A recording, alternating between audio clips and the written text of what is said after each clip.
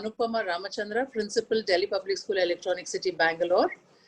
This morning, I'm in conversation with Dr. Skand Bali, Principal, Hyderabad Public School, Begumpet, Hyderabad. A very, very good morning, Dr. Bali, and a warm welcome to you on behalf of Edu TV. Thank you so much, ma'am. Thank you. It's a pleasure.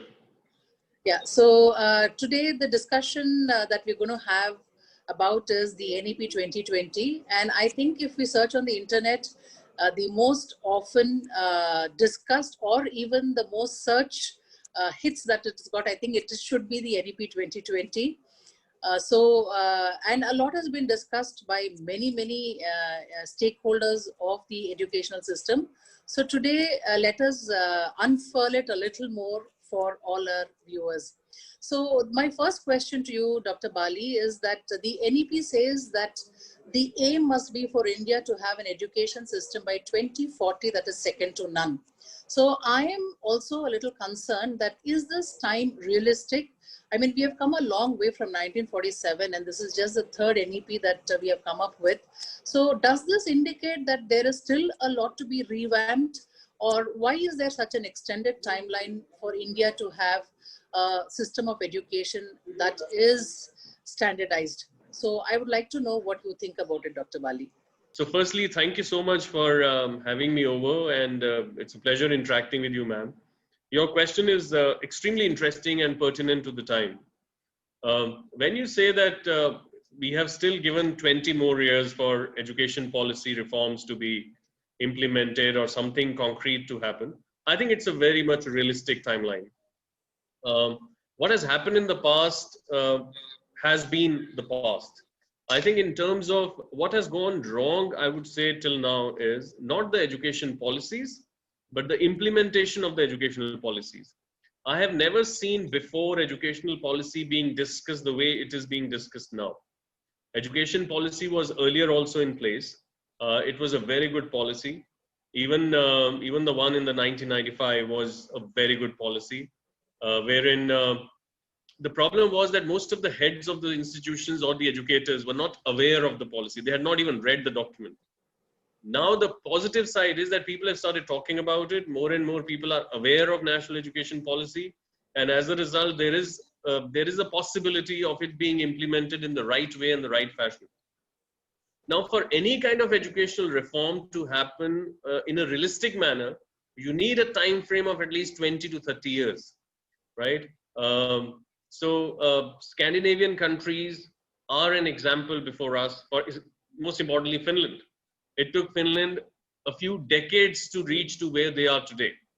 People did not start talking about Finnish education system or how they have aggressively transformed their educational system in a span of a year or 2 or 5 years.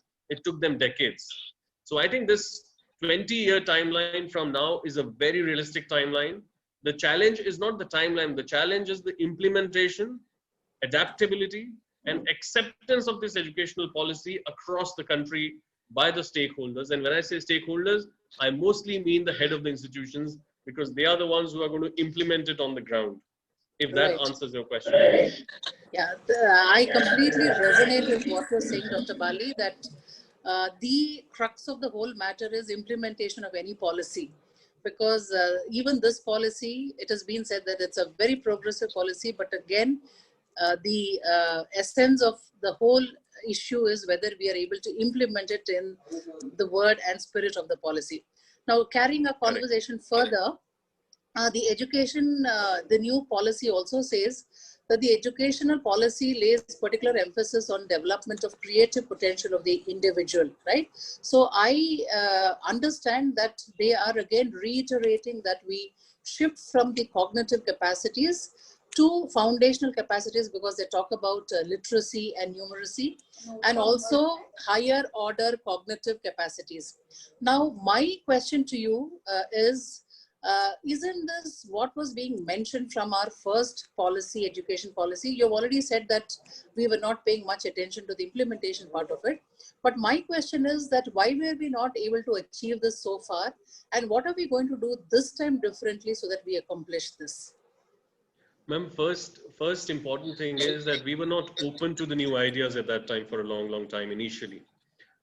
we had a very closed mind. The media was not as strong as it is today. We all know that liberalization started in 90s, early 90s, and that's when these news channels, print media, it all became more aggressive and open in the country. So as a result, the reach to reach to various stakeholders has also increased now. So the awareness is more now than what it was earlier. So that is one of the reasons why it did not work earlier. The second reason was that people took it for granted.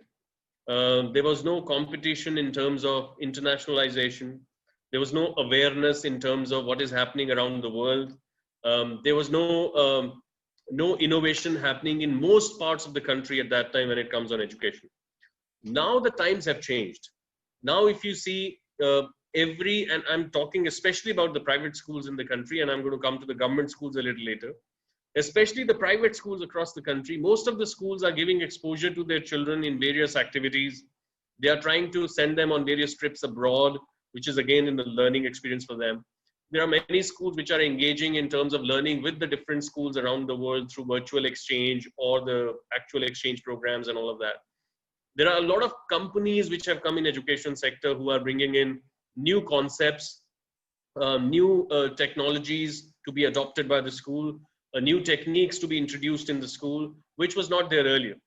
Even many government schools, there are certain governments in the country who have also started exploring the possibilities of giving the right kind of exposure to the children. So we are more aware now than what we were earlier. That is one of the reasons why it was not implemented earlier.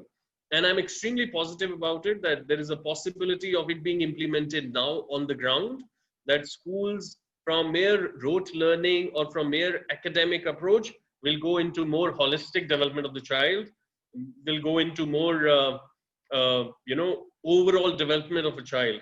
I think that is what I'm looking at. And I'm very hopeful that now with the kind of awareness which we have around, with the kind of exposure children have around, we don't have to forget that in the 60s and the 70s, they didn't have exposure to the internet. Forget about the laptops and the Google and all of that. Now it's just a click. A child comes well prepared to the classroom now than what it was 30 years or 40 years back.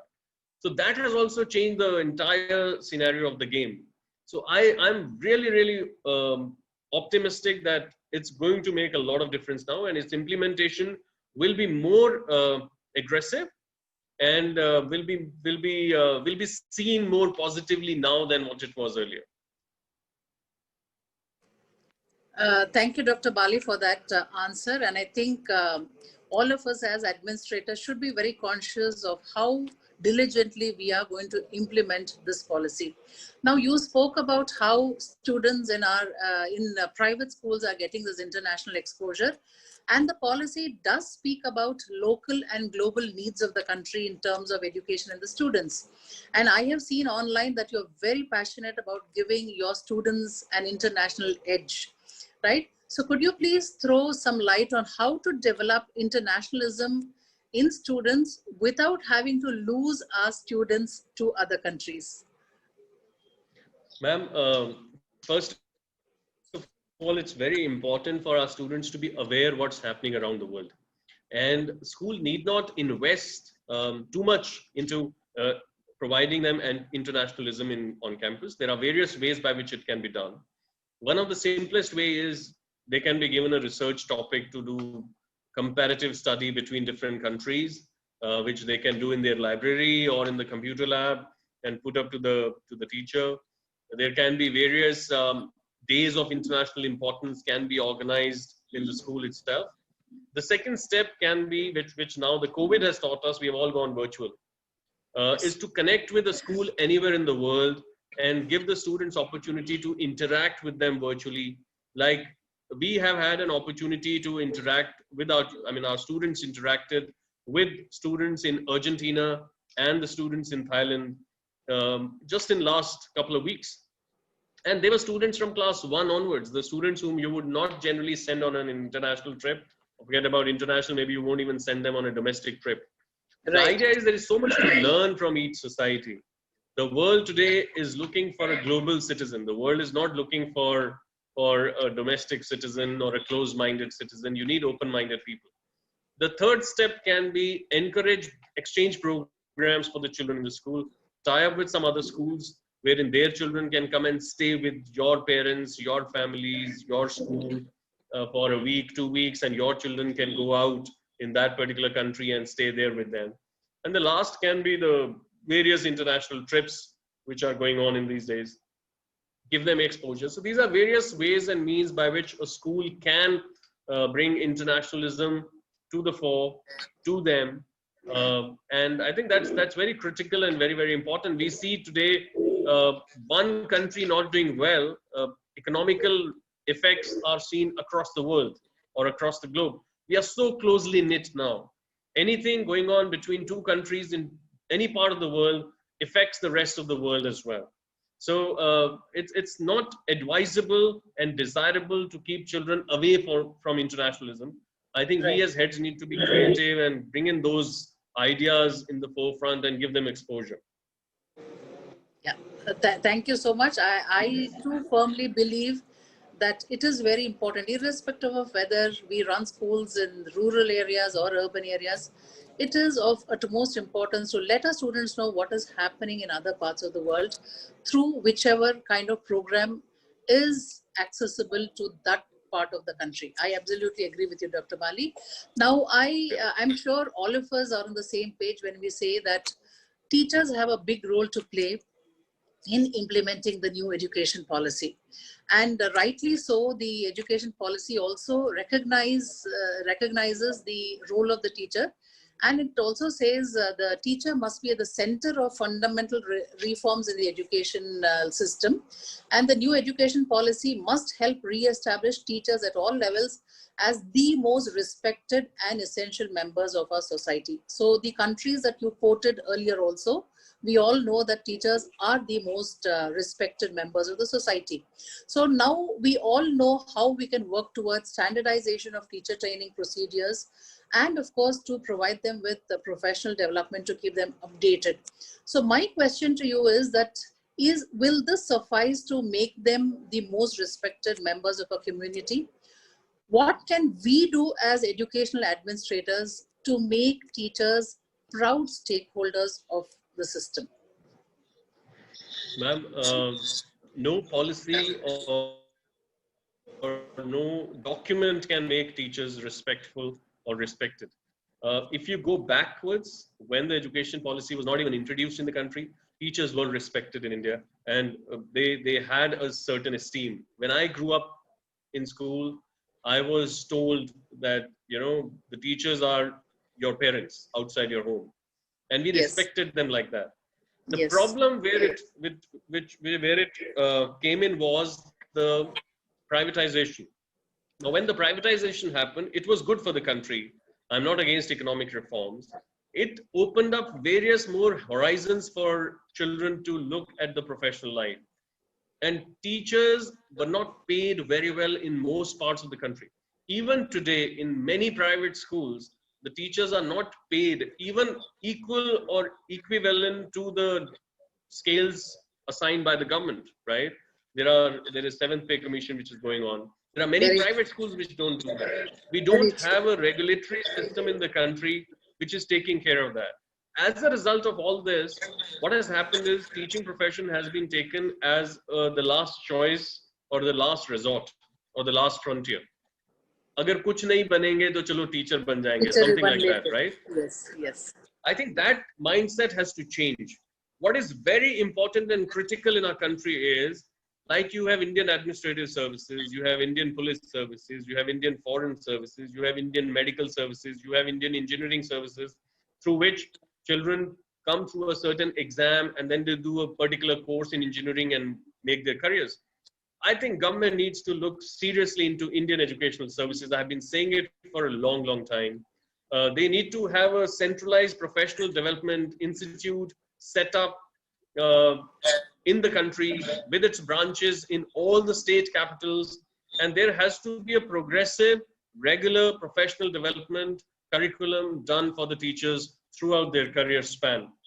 They have to implement the reforms with the regulatory authorities. Like if you look at US, UK, in the West, their educational officers or the departments in the counties are extremely powerful.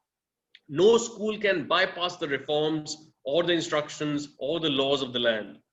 Whereas Right. in India, there is nothing like that. We need to have regulatory agencies who keep a very close watch on how much salary is being paid to the teachers, how is the workload being taken care of the teachers, what are the minimum qualifications, are you taking qualified teachers? I won't be surprised if there is a survey done across the country and government finds that most of the teachers are not even qualified to teach, right? Just doing one B.Ed program will not help. So I think these are the kind of reforms which need to be brought in. And I think Indian educational services, educational regulatory authority, and the professional training institutes across the country, these are the three critical points which needs to be taken up so that education or education, being an educationist also becomes a priority profession for people. That's what I feel. Rightly said, Dr. Bali, and I do hope, I ardently hope that somebody is listening to what you're saying and this becomes a reality. A question on this line to you, that there is a proposal of setting up of digital infrastructure, digital content and capacity building by Ministry of HRD. And this is to look after the needs of both the school and higher education. So how do you think this will bring in equity and accessibility in education? Ma'am, technology is here to stay, and technology is going to be the key for future. There were times when you and I were growing up in school, we were taught how a volcano would erupt. We were Yes. taught what is the digestive system. We were taught about the galaxy, right? Now the technology has come to a level where a child in the classroom while we are teaching can actually be standing in the middle of the galaxy and Yes. look around and feel it. There is augmented reality, there is virtual reality, there is artificial intelligence which has come into play. So I think Right. this is a very good move from the government side. And when you introduce these kind of things, they definitely turn into equity as well. A child who is well educated, well skilled in the education system, in school, and so on and so forth, the end product will be definitely different. So I consider this as a welcome move by the government, wherein they are putting in more interest or investment on the e-content in the educational system and bridging a kind of a gap between the schools and the higher education as well. Yeah, thank you. Thank you so much. And one last question from my side. As you rightly pointed out, the NEP is going to become a reality only with a proper regulatory framework. And the NEP also mentions that a light but tight regulatory framework is one of the fundamental principles on which the policy is based on. So is there something in particular that you feel we should be very stringent about while implementing this policy? Ma'am, I think professional development of the teachers, the welfare and the reforms of the teachers, I think these are the critical points. Most of the educational organizations are not investing in the professional development of the faculty. And as a result, because they are not updated regularly, the output is also not up to the date. So Right. I think professional development is the first key. And second is looking after the reforms and welfare of the teaching community so that you Right. get the right kind of people and they deliver right kind of content. These are the two, I think, very, very critical areas. Thank you. Thank you so much, Dr. Bali, for reiterating my thoughts as well, because I always keep saying, whichever platform I go to, that take care of your teachers and the system will be taken care of. So Thank you, ma'am. Thank you. thank you so much for this intellectually stimulating conversation I've had with you this morning. I totally had this opportunity of getting a fresh perspective on the NEP that we've been discussing for so long. And it was a pleasure to speak to you this morning on the NEP 2020. Thank you so much for being part of this conversation. Thank you, ma'am. Pleasure is mine. It was really an honor. Thank you so much. Thank you.